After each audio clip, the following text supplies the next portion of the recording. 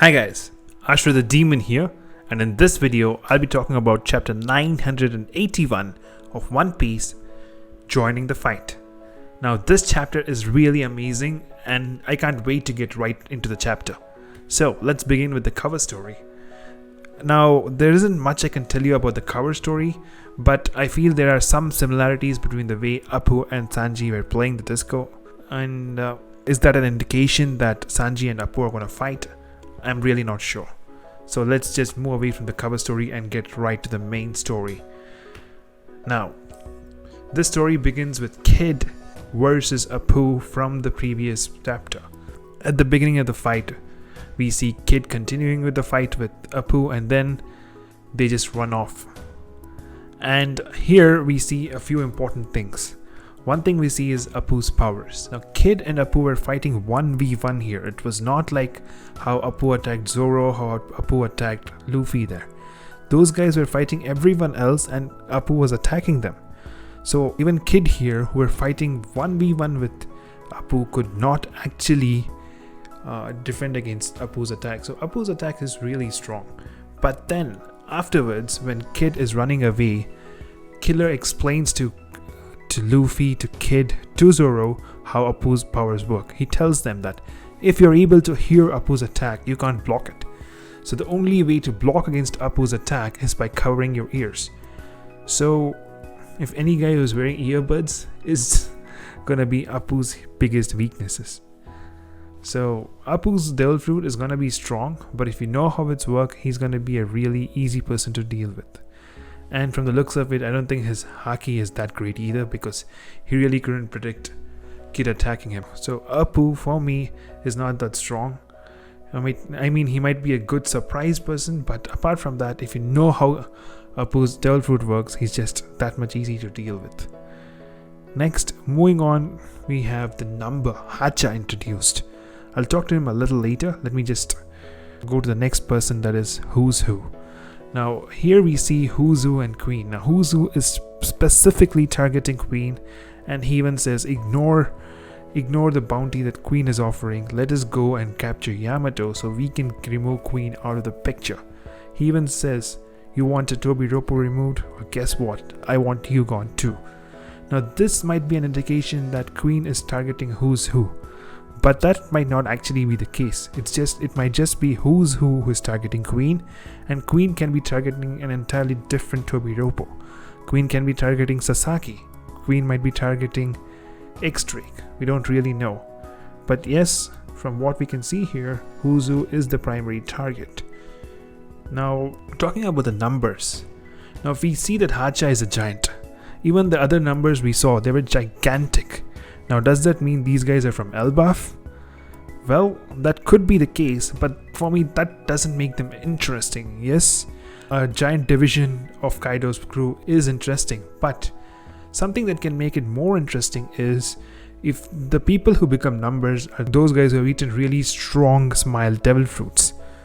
Now, these guys could have eaten strong Smile Devil Fruits. That's the reason why they're not able to control themselves, or they could have even eaten multiple Smile Devil Fruits. That's the reason why they can't really control their laughter. They don't have really that great control. Now, the other thing which I'm thinking, which will be even more interesting than the Smile Devil Fruits or multiple Smile Devil Fruits, will be if they're part of Caesar's gigantification experiment. Now, yes, this experiment was funded by Big Mom, but there could have been quite a few results which, even though were failures and were going to die, he could actually sell those to Kaido. And those guys who were sold to Kaido could have become numbers if the devil fruit they ate actually worked. So that's the reason why these guys are special numbers. And that's also the reason why these guys, even though are strong, might not actually be sent to the Tobiropo, because even though these guys are strong, they're just mentally kids, or they're just not mature enough. Now, moving away from the numbers, we see Big Mom. Now here's the interesting thing about Big Mom Pirates. They're supposed to have one of the best information networks here, and they really didn't know that there was two ways around to Wano. I mean, come on. One is up the waterfall and the second one is through the underground ways, and they don't know the second way. And she's supposed to have one of the best information networks. So does that mean Kaido is really good at keeping secrets? I mean, the Cypher Pool know that there's another entrance. So how come the Big Mom pirates do not know? So that's a little surprising there. Next, before topping on to Big Mom, let's talk about Sanji and Kinemon and the rest. Now these guys are actually following the plan, and they find out there's been new buildings that have been constructed. So the plans they have is a little old, and we also find out that Black Maria is fairly new member. Now one more thing which we find out is Black Maria owns the pleasure halls. So does that mean, is she a courtesan? Well, if that is the case, then a fight between Robin and Black Maria will be really interesting, because Robin was a geisha and Black Maria is a courtesan, and there have been already theories regarding this, and this I think practically confirms that fight. Now one more thing which we find out later is when Sanji goes into the brothel, he comes back, he finds out that there are no women and there are no customers. The reason which Oda gives for this is that Luffy has caused a commotion. Because of this, the brothel is empty. Well, that could be partly true. The other reason why it is empty is also because Black Maria, who owns this place, has sent her underlings in search of Yamato. So we could actually find Black Maria where Robin and Jinbei are, because they were followed by a silhouette, and that silhouette could possibly be Yamato. So we could have a situation where Black Maria meets Robin, Jinbei and Yamato, and there's where I want a fight between Robin and Black Maria, where Jinbei is talking to Yamato. He's trying to convince him to join this to our side. That time Black Maria and Robin could fight off there. So that'll be an interesting fight there. Moving on to the next part, that is Nami, Carrot and Shinobu. Those guys infiltrate the pleasure hall, and they say they want to find Momonosuke. So you have these guys splitting up. And one more thing which I find it interesting is when these guys are gone for the infiltration, Sanji, I guess, has gone with them, but this is not being confirmed. I mean, the next when Kinemon and Co marches forward and Big Mom peaks, we actually do not see Sanji anywhere. Yes, this is an amazing moment, especially because Chopper completely freaks out and he doesn't really know what to do there, and Big Mom looks amazing in this picture, in this silhouette. Now my biggest question is, where is Sanji? Has he gone with them? Has he gone in the separate division? I really don't know. So if Big Mom was actually seeing Sanji, I'm pretty sure she would attack right then. But since it's Chopper, I'm gonna guess that she's gonna ignore Chopper, because A, she doesn't consider him a threat, and B, she doesn't want to give her plans out, and C, it's also because she doesn't really find Chopper that interesting. I mean, if it was Brook, yes, she would have gone for him. She would have made him his pet again. But it was Brule who found Chopper interesting and wanted to gift Chopper as a pet to Big Mom. But Big Mom really doesn't know much about Chopper, and even when the times she encountered Chopper were mostly the times when she was in her rage mode. So Big Mom hasn't really met Chopper, so I don't really think she's gonna go after him. Another reason for that is because I want Big Mom to have an encounter with Nami. Now this is gonna be more interesting than the encounter between Big Mom and Chopper. Why? Nami has Zeus, and it's gonna be interesting as it'll happen to Zeus if Nami and Big Mom meet. And it'll be even more interesting if Zeus like, no Big Mom, I don't like you, I want to stay with Nami. That's gonna be an interesting fight. But yes, Nami is gonna get obliterated by Big Mom, unless Big Mom goes on a rage or something. So, moving on to the next part, we come to the most interesting part of this chapter. Now we see Perospero and the rest of his guys are actually climbing the waterfall again. And this time, it is Marco who comes and pushes the ship back into the sea.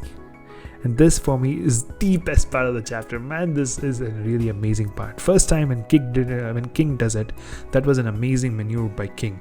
But this time when Marco does it, yes, it's an amazing maneuver by Marco. These guys are still not prepared to handle it. And along with Marco, there is Neko and Izo. Now, there's a few things I want to talk about this. First thing is about the Big Mom pirates. Yes, they don't know Kaido's entrance. So as I said, the information network is not maybe not that great as we initially thought.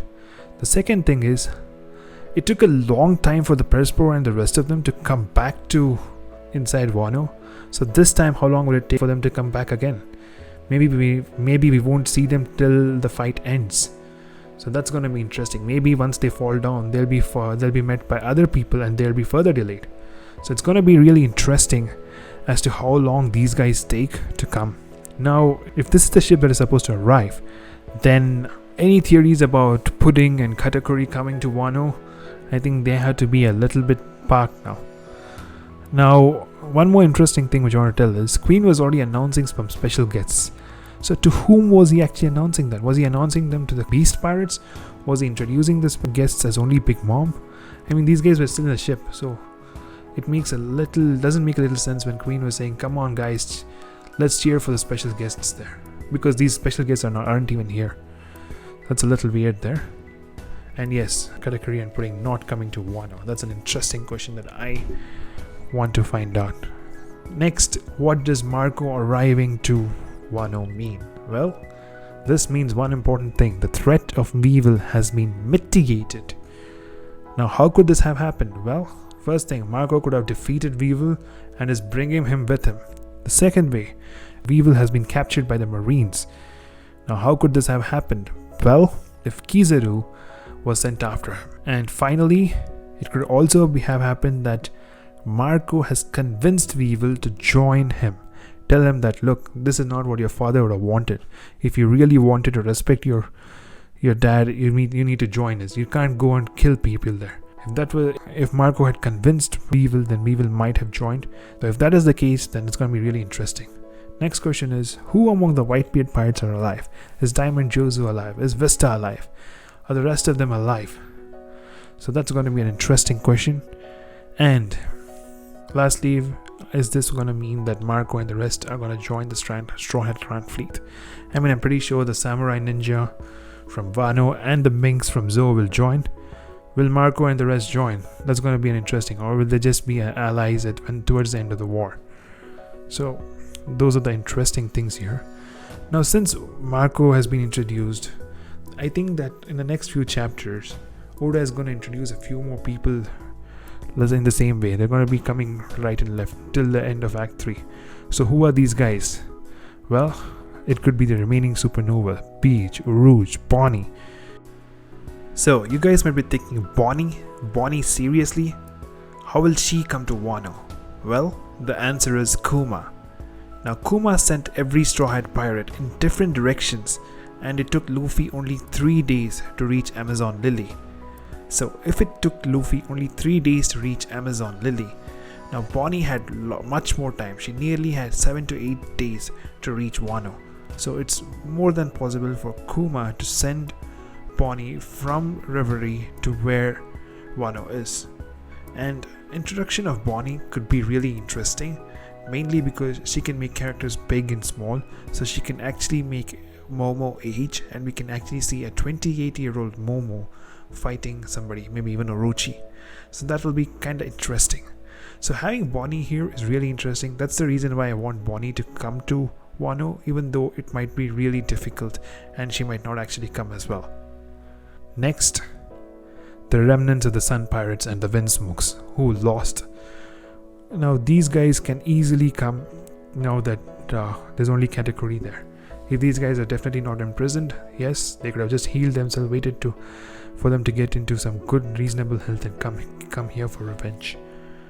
Now last people who could have come is Vegapunk and the Marines. Now Orochi specifically requested for Vegapunk. So along with Vegapunk, he could have bodyguard Marine, somebody like Smoker and Tashigi. These guys are supposed to be visiting Vegapunk, so these guys could come as bodyguards. So Vegapunk, Smoker, Tashigi, these guys could be the next to arrive as well. And lastly, maybe after Act 5, at the end of Act 5, not at the end of Act 3, we can see the Blackbeard Pirates. So these are the guys I think might arrive later on. Of course, there's still the Straw Hat Grand Fleet also. Now, this comes to the end of this video, and this chapter for me was really amazing. And the only amazing thing that could have made this chapter even more amazing was if Kid had taken Appu down completely. Really ended the fight there with Appu, made him immobile. That would have been even more satisfying to watch. But yes, I think with this approach, Oda has made a Appu versus Brook battle a more realistically possible thing. So I guess that's why he left Apu relatively unharmed. Now with this, I'm ending this video. Hopefully you guys enjoyed it. If you did, please leave a like. If you want to see anything about this video, please do so in the comment section. If you want to be notified for my future videos, please do so. Please do subscribe. This is Ashra the Demon signing off. Bye bye guys.